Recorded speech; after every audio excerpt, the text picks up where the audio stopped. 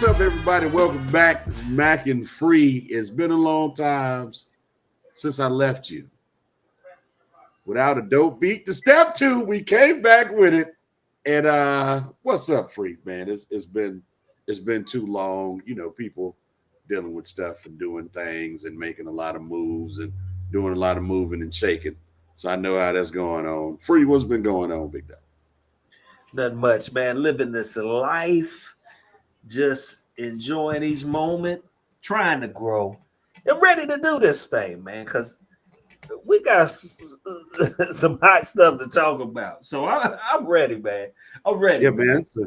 It's a lot of beef, as Biggie would say. What's beef? And it's cooking right now, and one of them that's cooking is Dot and Drake.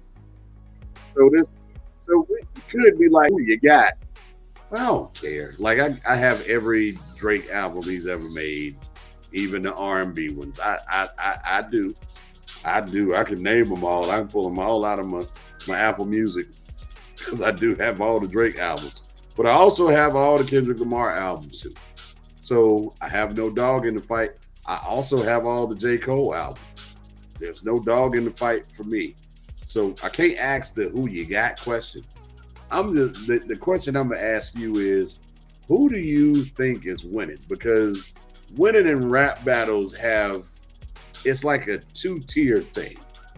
There is the audience, and then there's the lyricism. And it's supposed to be judged on the lyricism alone. And if I go based off the lyricism alone, Kendrick is killing Drake right now. And it's not that Drake is incapable of being lyrical. I'm just saying that what Kendrick is doing is much more impressive lyrically than what Drake has done. So where are you at with it? You know who I think is winning? Who, us? The rap labels and the Oh yeah, distributors, yeah, the marketing and promoters. How can Will they make lose? some money on their shows. But anyway, I'm not gonna get into that. But let me say this. I might not be the best to ask who's winning because when I look at this, I just try to, engage their talent, how they're putting stuff together. I'm not a big fan of the way battles go nowadays because nowadays in battles it gets real personal. We know with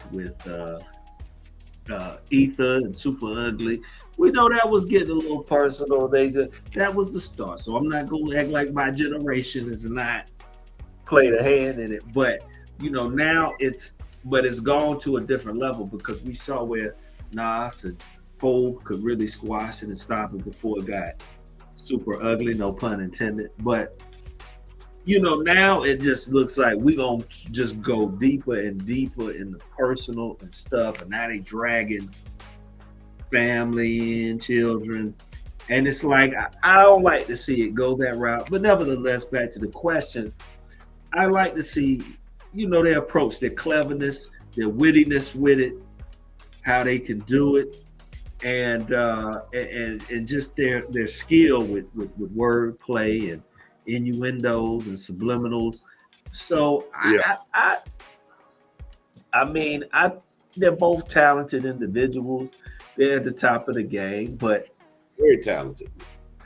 I'm not the one to really ask who's winning because I don't really think there's a true winner when both of them are the top.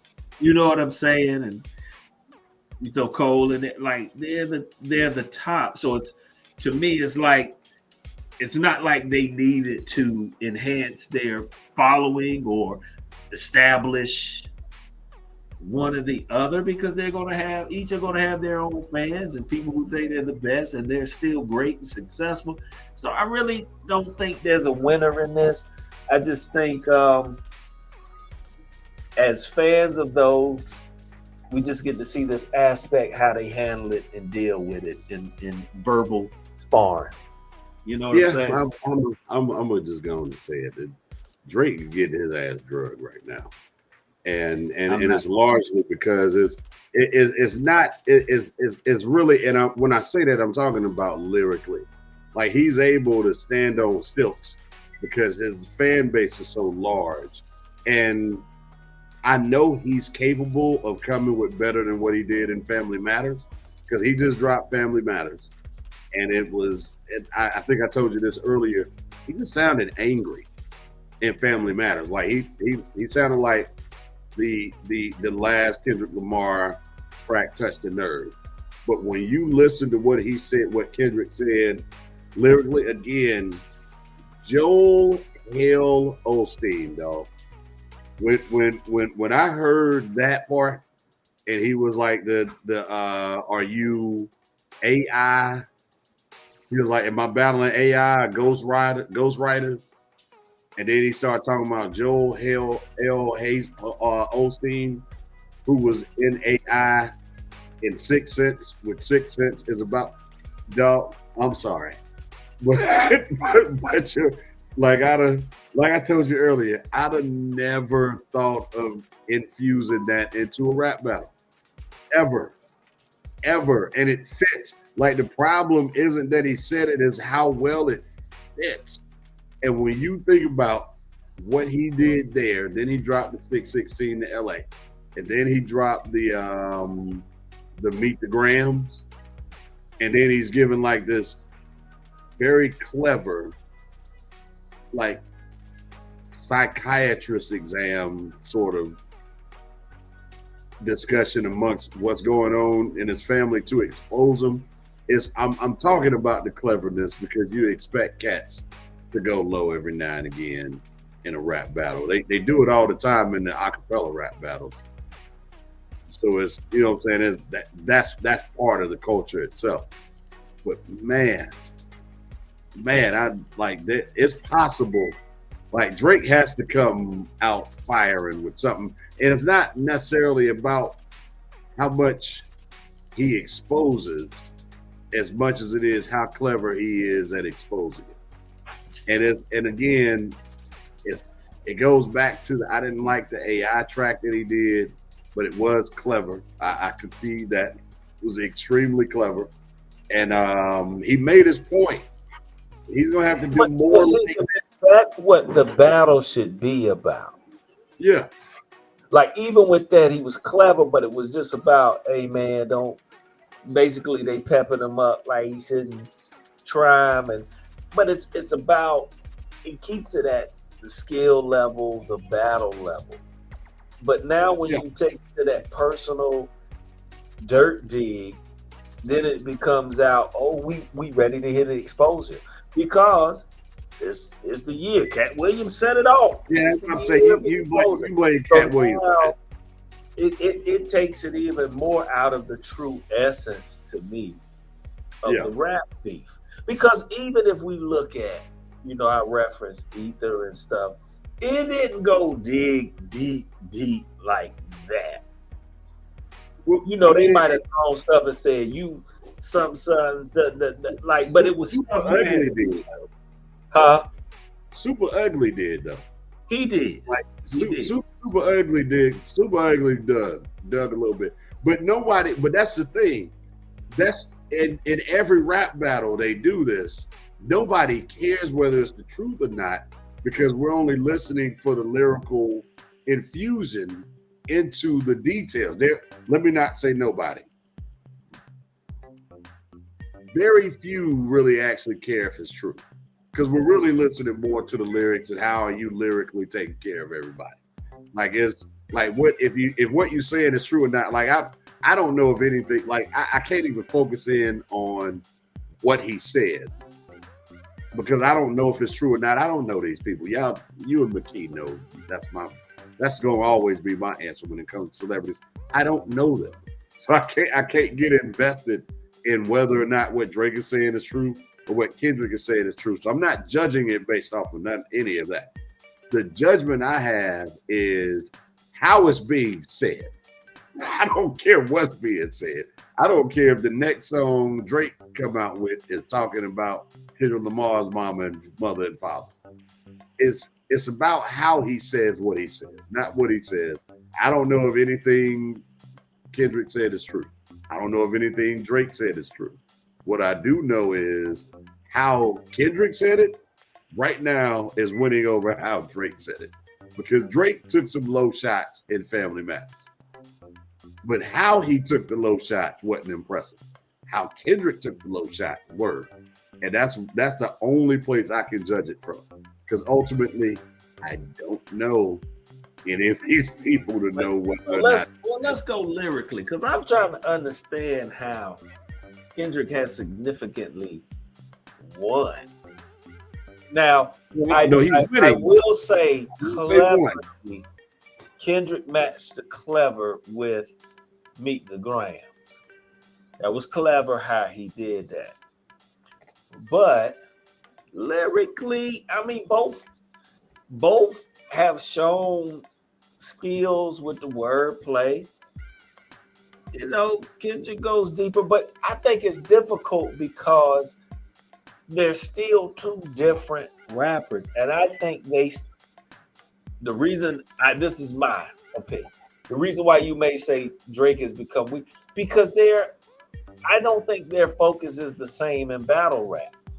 If you look at the initial one, or even how he started Family Matters, I think Drake does it for the show.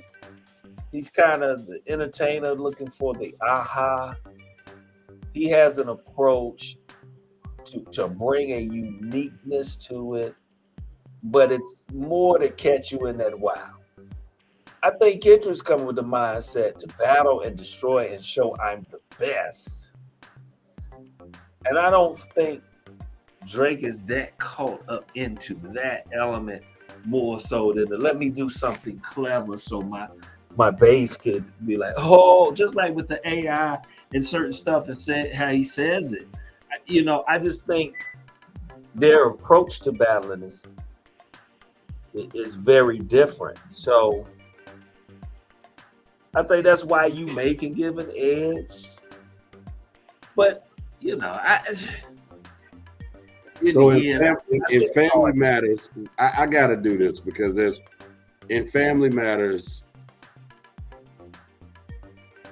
Drake says, I mean, it's a true Negro slime me for my AP. Just like Metro Negro slimed him for his main squeeze. Out here begging for attention, Negro say please. Always rapping like you about to go and get the slaves freed. Like you know, those are okay. I will give credit to that. But when you hear this, am I battling ghosts or AI? Negro feeling like Joel Hale Osteen. Funny he was in a film called AI, and my sixth sense telling me to off him. Like that, there's a very distinct difference in how what's being said is being said. Like that's what I'm talking about. It's not just but if you're not familiar with that doesn't like for me that don't resonate. Now when I go back and see you like, wow. That's cool. But I'm gonna be honest, I'm in a very different space with it because even though I love them and I've got more songs on my playlist with Kendrick Lamar features and Drake features than I do of their own stuff. So I have to be honest and say, other than the popular hits and the features and songs I like, I'm not really a follower like that to where I listen to the album, like you say, that album. So for those that really are on it, and I like them, I just don't. But see that. So there's a lot of. So what we're gonna get with Drake, and actually, I'm about to come out with a diss track for all of them. I'm gonna just say that right here.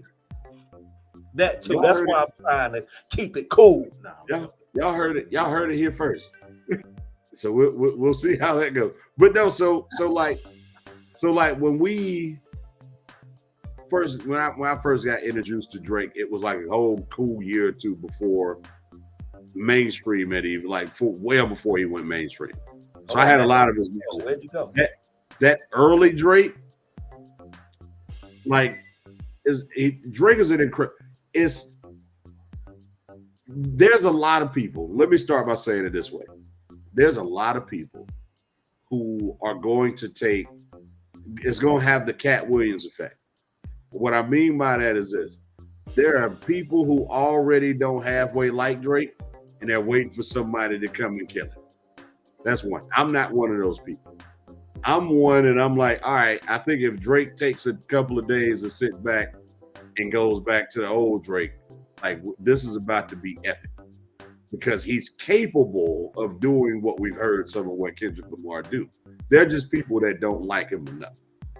There's also so many people who love him and enough people who don't understand Kendrick Lamar. Because the point that you just made about Joel Hale Osteen, like, a lot of people aren't going to be able to draw that conclusion. They're going to be like, who? And he even explains it in the album, but it's the reference points that he has that's just like, oh my God. Because now we're talking about, somehow I ended up off screen. So because now we're talking about Kendrick Lamar making reference to the AI track that he did, as well as his ghostwriters, and tying that to Joel Hale Osteen.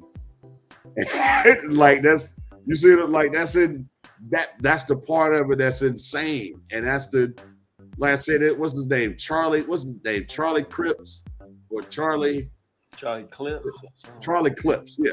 The battle rapper. Like, those are, Drake is capable of that. Kendrick Lamar is not the only one capable of it. Drake is very capable of that. So what I'm saying about Drake losing is he hasn't done that. Not saying that he can't. I'm saying he hasn't done that yet. And because he hasn't done that, and now Kendrick Lamar's done it 3 times. That's the problem. It's happened 3 times now. It can begin to seep into Drake's credibility as a rapper, because somebody released this earlier, like Drake's Drop and Give Me 50, or his Push-Ups album. That's the name of the song. Push-Ups is credited to him and 2 other writers. And then the credits on Euphoria is just Kendrick Lamar. And those are the things that are going to start to creep into people and have them turn against Drake in these moments where it's just like, Drake, you're gonna have to go back to the early Drake Lil Wayne stuff, where people were rightfully afraid to call Drake out on anything because of how incredible of a rapper he is.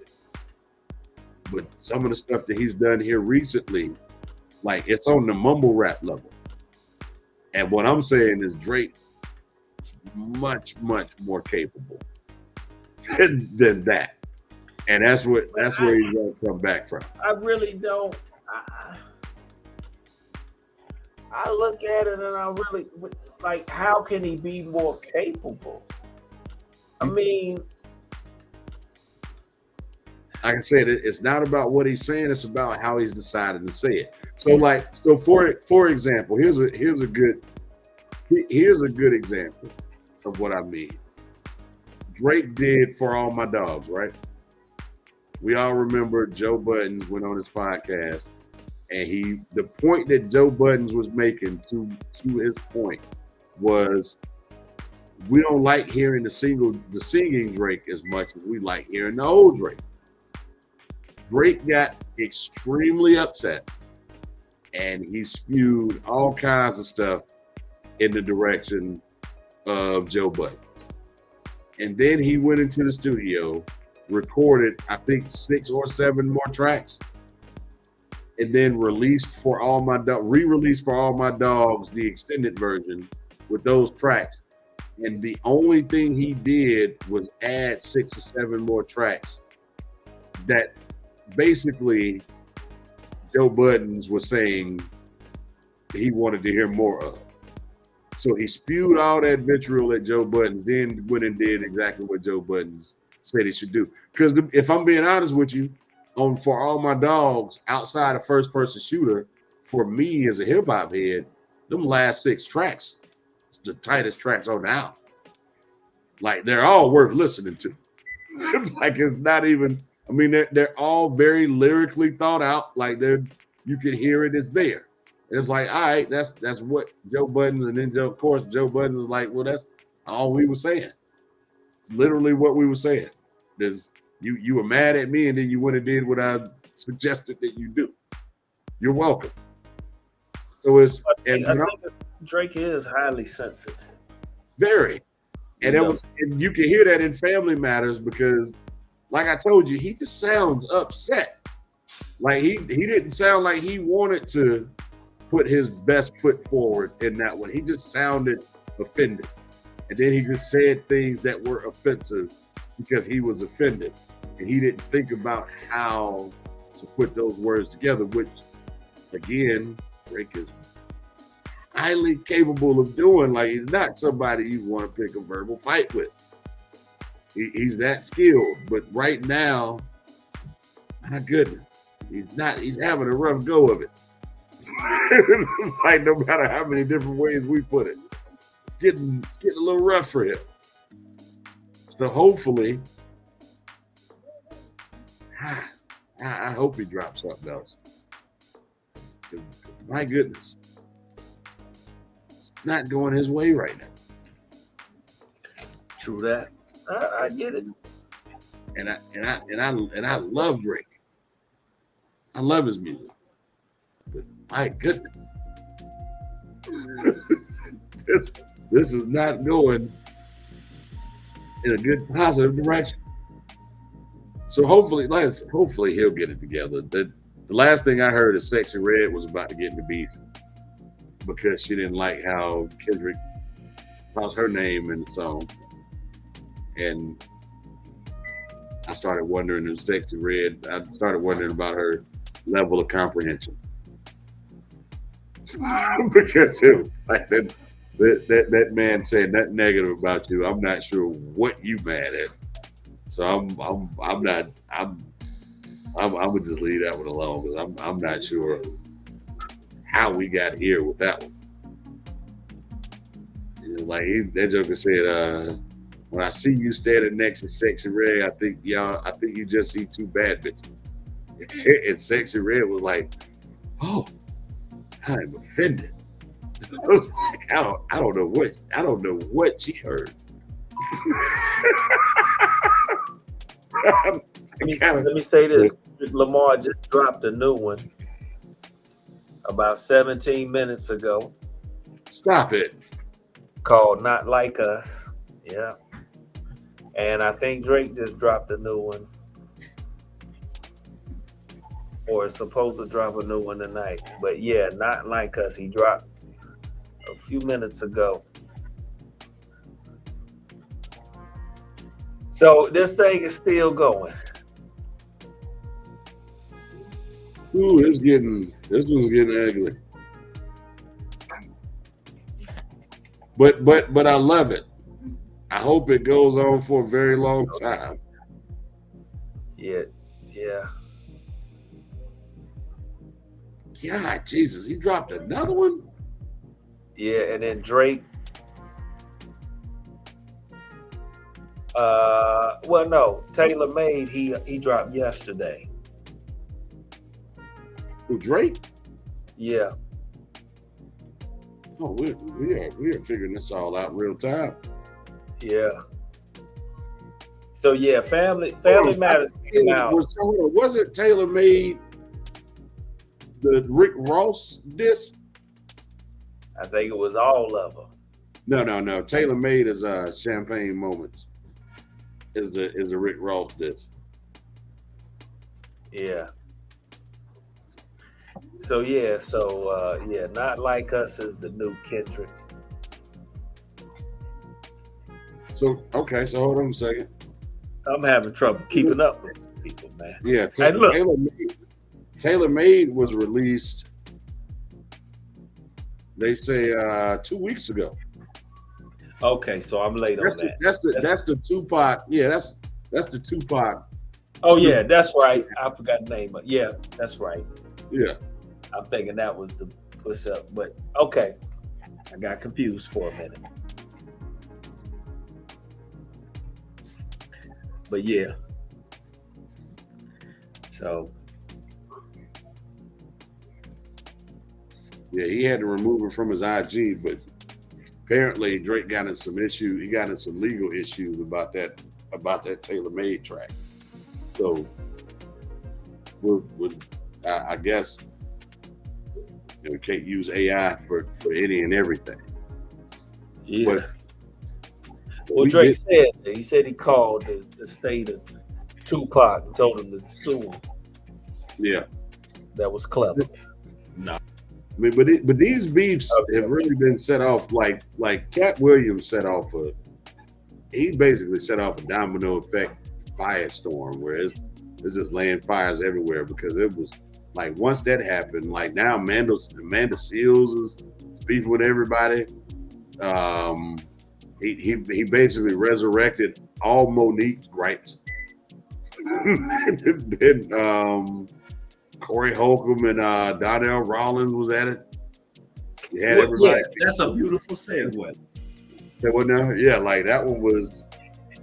But it's so the Darnell Rollins thing was kind of like, I mean, comedians are like rap artists themselves. Like it's really whether or not they're your cup of tea.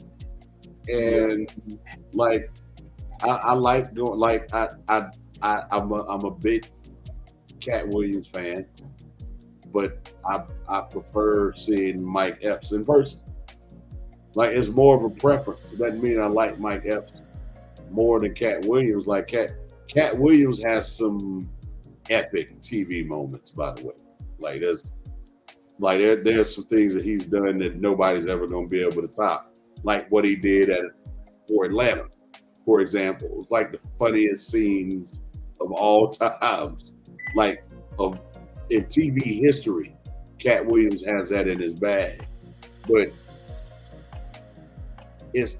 and Darnell Rollins is kind of the same thing, but I think I'm gonna go to that one for a second because I think Corey Holcomb may have hurt himself because Corey was kind of like doing a lot of complaining and carrying on, and that was starting to get on everybody's nerves, including mine. And I was a huge Corey Holcomb fan, but I felt like Corey's complained so much to this point that I don't even want to listen to nothing he got to say no more because all he do is complain.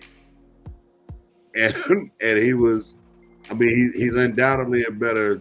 I prefer him over Darnell Rollins in terms of if I want to listen to one of their comedy specials or go watch one of them in person or something like that. Like I would watch, but it's kind of like Corey Holcomb's kind of been out of sight, out of mind for me because he complains so much. I don't know where you've been on these comedy beefs, but they still popping up. But at least there's more love, not war, him coming out of the comedy sector than the rap one.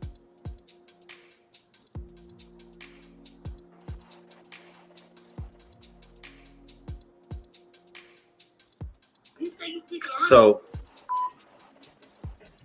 seg me that again, bro.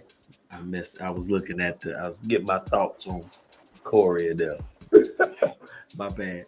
But nah, go ahead. What's your thoughts on it? So take two. But well, I just really heard Donnell Rollins try to explain it, but I look at it like this. You look at Corey's recent history.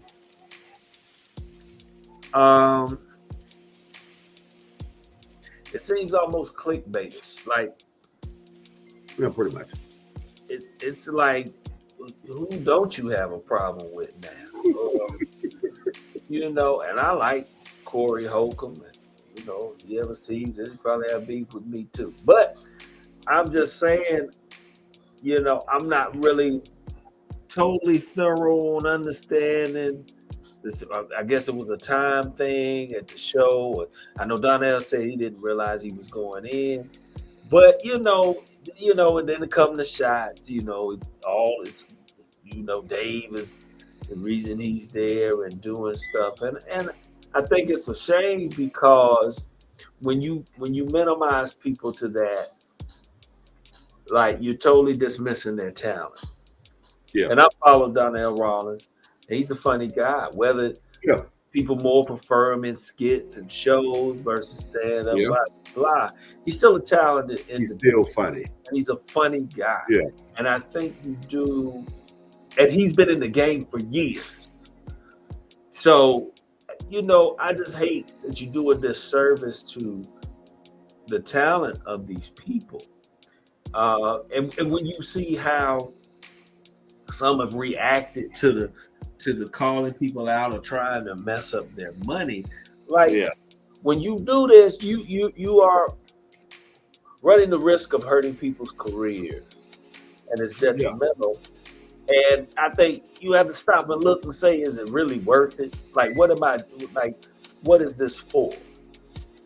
And that's the part I don't like. If you don't, It's a problem. Go to that man or that individual woman after the show and handle it out like adults.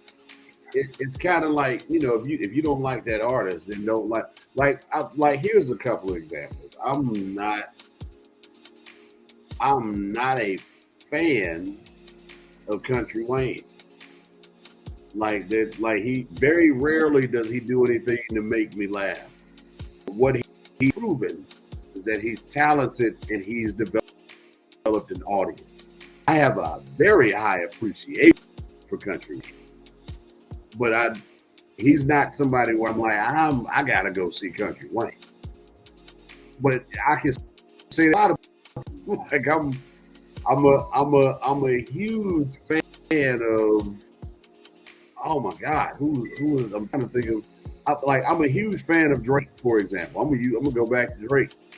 But if Drake is playing at the PNC Arena and Busta Rhymes is at the D-Pack, I'm on my way to the D-Pack. Is that simple? I'm a much bigger fan of Busta Rhymes. Doesn't mean that I don't like Drake or appreciate that he's talented. But I'm a much bigger fan here. And that's kind of the same thing. So if you don't like folks, especially when they're in your industry, it's always best to just go and talk to those folks instead of trying to pull their audience to no longer like them. That's the snakish part of it. Like if you have an issue, you hear Monique and all of her gripes, and it's like, that's cool, Monique, but does the public need to know about your gripe? See, I think the public's a little too nice. So I would just say it. I don't give a damn about what y'all talking about. If y'all ain't making me laugh, I don't give a damn what y'all gripes are in the industry. Like, you got lawyers and stuff for that. Go figure it out. Because I can't. If it's kind of like, here's what comedians don't understand. You have a gripe, right? That's cool. Let me use an analogy. If I'm in parties and I'm ordering a sandwich, I don't give a damn that the cashier don't like the manager on the ship. I'm sorry. Y'all gonna have to figure that out. I came here for a sandwich. I can care less about what y'all talking about back there in the back, dog. I don't care. That's not why I showed up. So when we start hearing Monique talk about look what they doing to us in Hollywood. Monique, I just showed up to laugh. I kind of don't give a damn what's going on in Hollywood. Yeah. I don't care. Like this, and that's the part about it when Monique's like, my baby. It's like, Monique, stop. Please stop. Like this, you have you can do this campaign behind closed doors. It does not have to be this public. I don't care. Because to me, it always puts you at risk of people getting pulled away from, you can turn your audience off. Yeah. That's easy. And then using Corey Holcomb as an example, because I've always thought, I didn't think Corey Holcomb was funny. I thought Corey Holcomb was hilarious. Yeah. until he started complaining. Yeah. And it's like, then again, it takes me back to the restaurant example. If Yeah. every time I come in here for the fries, I don't care how good I like the fries, if the fry guy is arguing with the cashier, I ain't coming back in here for no fries. Because I don't want to see this. But when you look at that beef, he's at beef with Ryan Davis, Ari Spears, but I look at it like this, The one man. with Ryan Davis was ridiculous. Yeah. But I look at it like this, and even when I look at it, intention versus,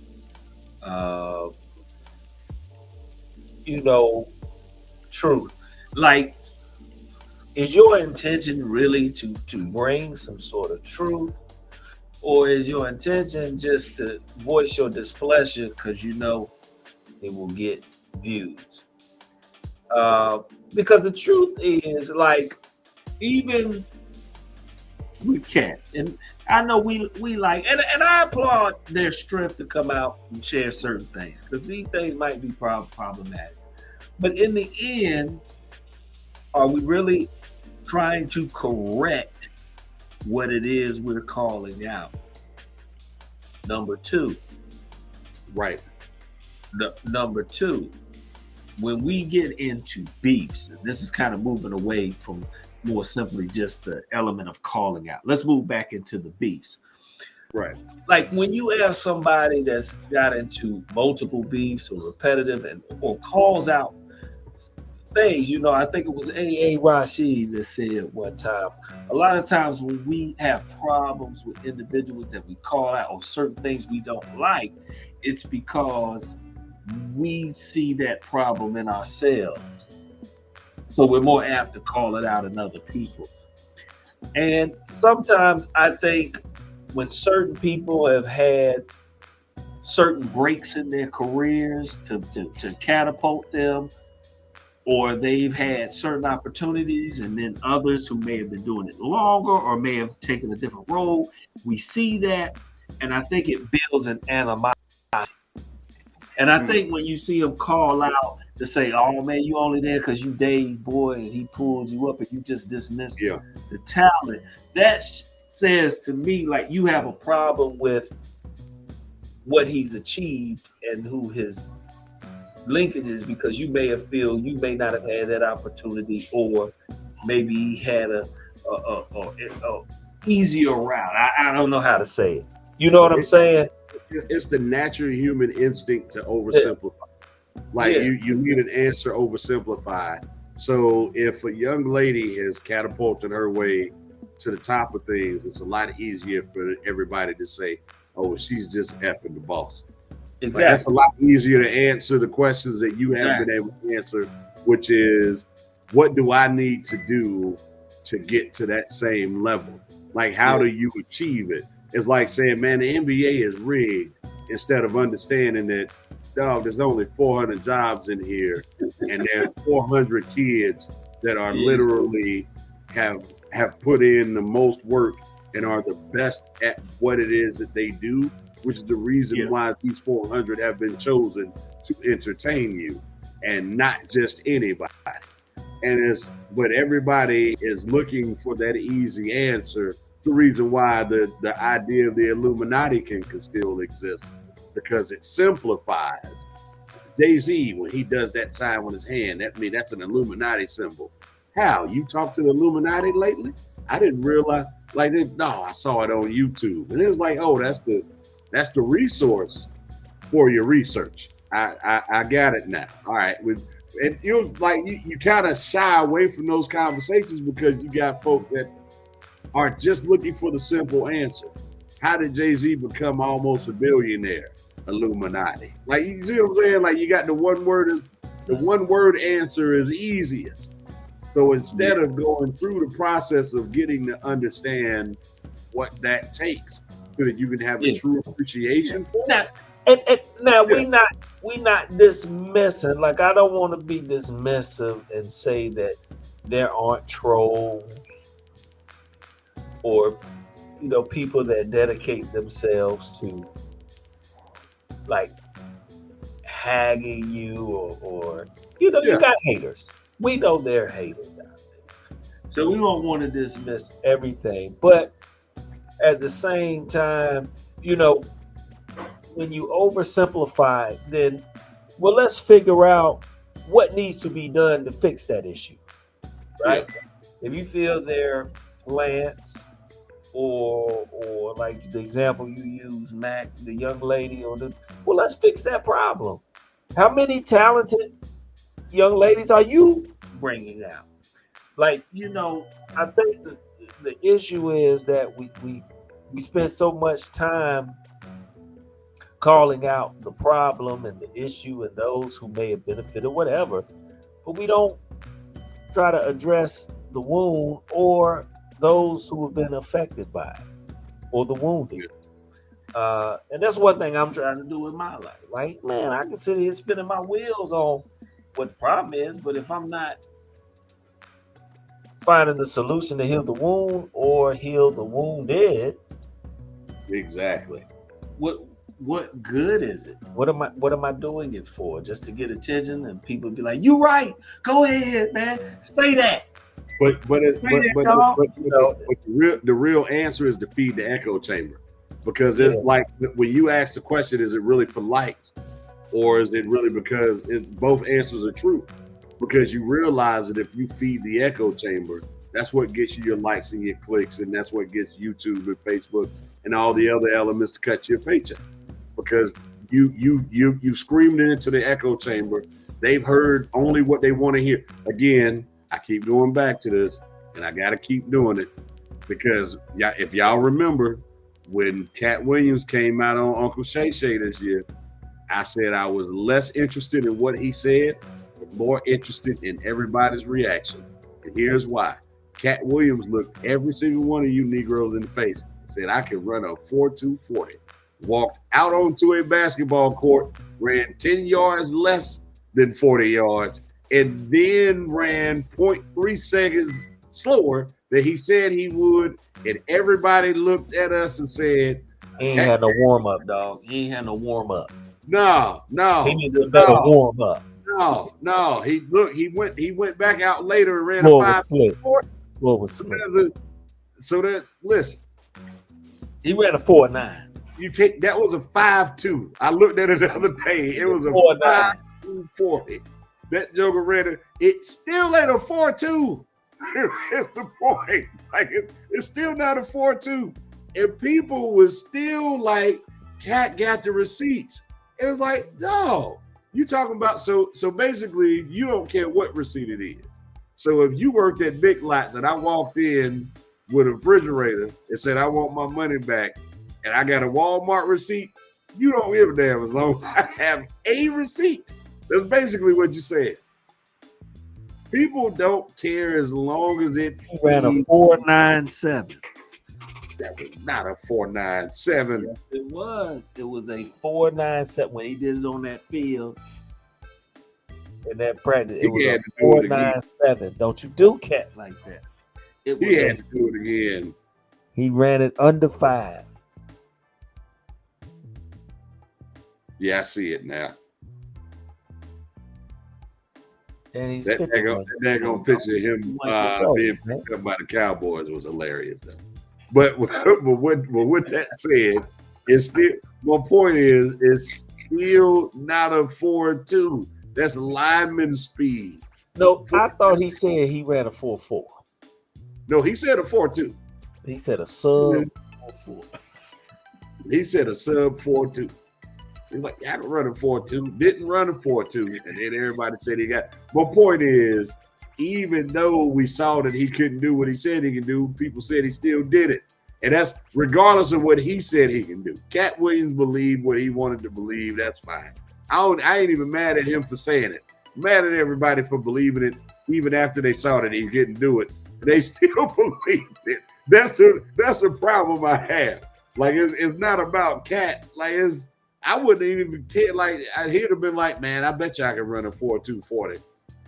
I'm like, no, you can't, Cat. You can't run no 4.2 40. All right, let's go to the basketball court. You know what? You got it, Cat. You can run a 4.2 40. Like that would have took me out of the conversation with him. Because you see what I'm saying? Like this. Because one, you telling me let's go to the basketball court. You don't even know that the basketball court ain't 40 yards. So never mind. Never mind. Whatever you say, brother, you I right. just want everybody to know the views and opinions of Mac and Free. Hey, we've been on for a while.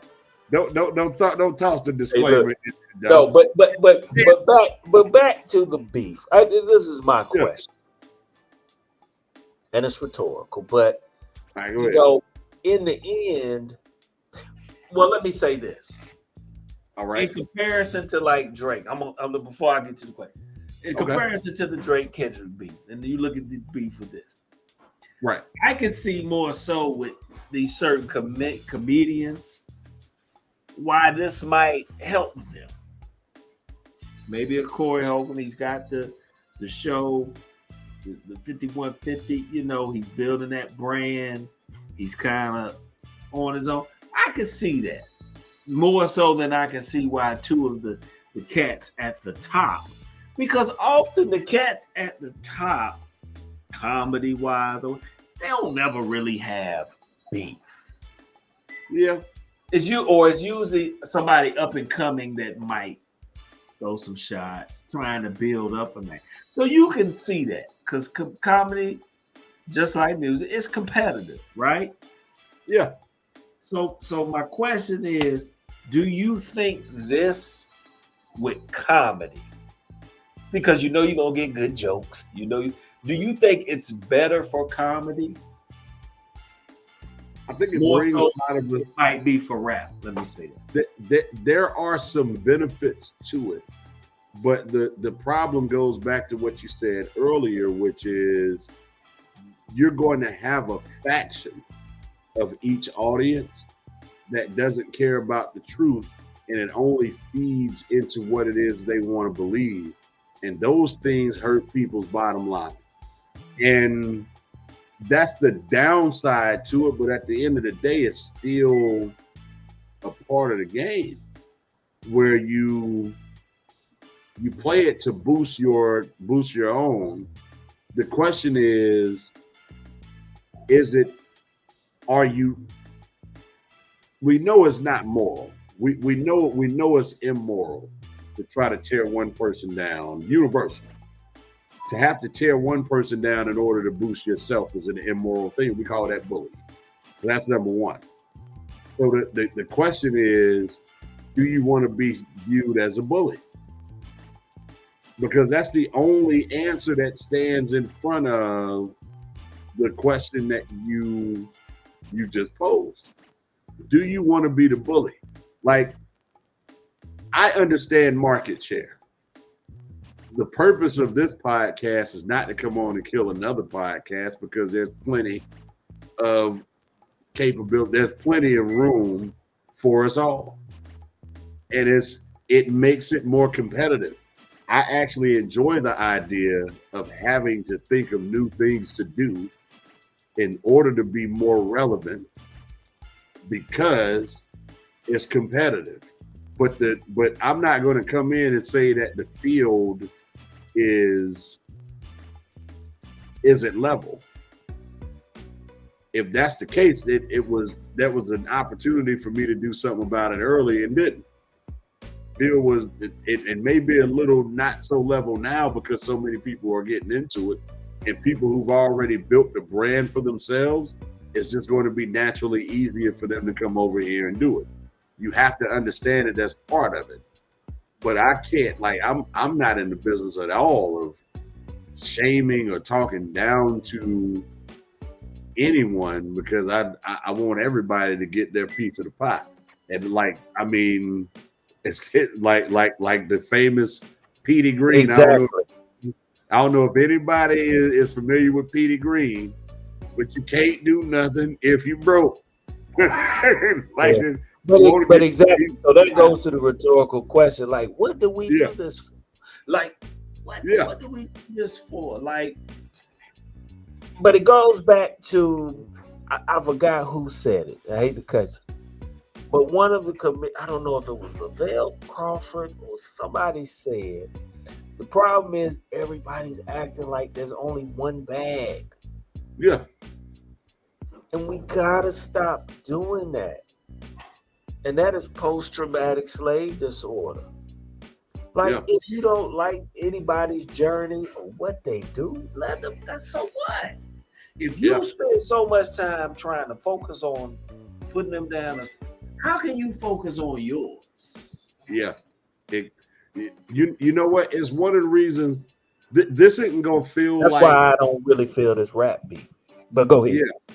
Yeah. This, like I said, I'm only judging it lyrically. Like everybody else, if you trying to look in, you trying to dig too deep into whether they're saying is the truth or not. Like, I'll be honest with you, I can't even begin to tell you what Kendrick Lamar has said about Drake that has drawn my suspicions any closer to anything. We're hip hop fans. Yeah, like I don't know. The stuff that Kendrick has said and the stuff, the things that they have said about each other, I have no idea if any of it's true. And that's why we should take it as entertainment, people. Yep, that's it. That's what we're saying. Just like we said when we talked about Cat, they are entertainers. If we get deep into trying to, you heard that? He got this, he a deadbeat, that's not our business. We don't know these people at all. At all. Take this entertainment, let it ride, appreciate their talent, and keep it moving. But go ahead, D. I'm sorry. I'm just trying to clarify for those that might have missed your build what you were saying. But go ahead. Yeah, absolutely. But no, what I was getting to was it's the reason why, like, I have to pay close attention to how, because I've been coaching and working with kids, and I've got a few that I train, and in the midst of all that, and this has been, but you're one of the few people that know this about me too. I've been in sports media since I was 18 years old, actually 17. So you know this about me. Very few people know that. So it's when people ask, man, how you know so many people? On my video too. I got it. It's on VHS, but it's in here. But no. So in all seriousness, like, the reason I know so many people within sports is because I've been in sports media since I was 17 years old. And as a result, what I have seen since I was 17 years old are grown people making assessments on children, and then those children having to live up to the expectations of grown people. So when people hear me say something now, when they see a kid and I'm like, they like, man, that kid is such. And I'm looking at the kid like, yeah, he's not that good. That shot's not at the kid. The shot's really at the assessment of the person who just gave it. Because now what happens when you say that kid is the best thing since sliced bread? He's 15 years old and he doesn't achieve what people feel like he should achieve based on the assessment that you gave, that everybody like fawned over. And now he's getting killed by media because the first thing the media does is want to protect their own assessments and go, well, look, he such. It ain't my fault. Then they going after the kid. Like, I've seen that happen a million times. And it's one of the reasons why I'm very protective in that way, because it doesn't work well for the people that you're projecting it onto. So you give these projections and you see, and Free, you know this for yourself. You have kids who continue to follow that dream until it drives them off of a cliff because they don't know what else to do because they're trying to meet your own projections. And that's part of it. And it's kind of the same thing with this. You take the audience, it's easier for them. It's Steve Harvey's low-hanging fruit for the people who already don't like Steve Harvey. So when you call his name in a negative light, they're already jumping on that train because it's somewhere they wanted to be anyway. And that's kind of what the overall problem is. You have people that you basically have had, you have so many people that just want to be negative that it's easy to just continuously feed the negativity. and then it grows your bag. But you don't have to do that in order to do it. We saw it happen to Kwame Brown. Man played 14 years in the league, and they still consider him the biggest bust in the league. Like, Jesus Christ. But because Michael Jordan said so, and everybody is like, well, if Jordan said so, Stephen A. Smith said so at the time. Well, Stephen A. said so. Like they can be wrong. They're human too. I think we have a tendency in society to not show the best of us in terms of compassion. And as a result, there are a lot of innocent people that take a lot of unintended downfalls, I guess you could say, as a result of it. So I'm like going back to what you were saying earlier. I'm not a fan of it. Like, it's Cat Williams came on and said what he had to say because he felt like he had been attacked, and he was at his right to do so. But some of the things that came about for people after that was ugly. The interview itself wasn't ugly. The aftermath of the interview was ugly. Like, that was ugly. And I'm even talking about the stuff that Cat Williams called after the interview. I didn't like any of that either.